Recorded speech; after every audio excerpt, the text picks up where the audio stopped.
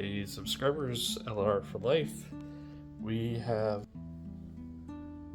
these quick disconnect. What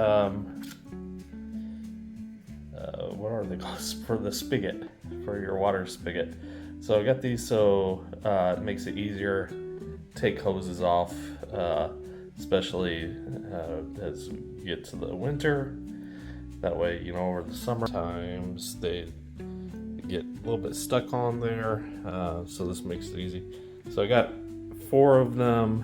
What I'm going to do is I want to put one on each end of one on the spigot, and then one on each end of the hose, so that I can just take spray wands and stuff like that I have, and use that instead of having to connect and disconnect. And then if I can do this one-handed, I don't know if I can, but we'll try.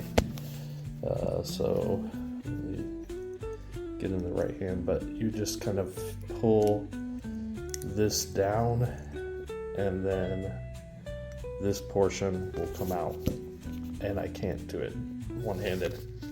I need 2 hands. Like I said, I needed 2 hands. So this part will go onto the spigot, and this part will go onto the hose. So we'll screw the hose into here, and then this part connects to the quick disconnect part, and again that goes on the spigot.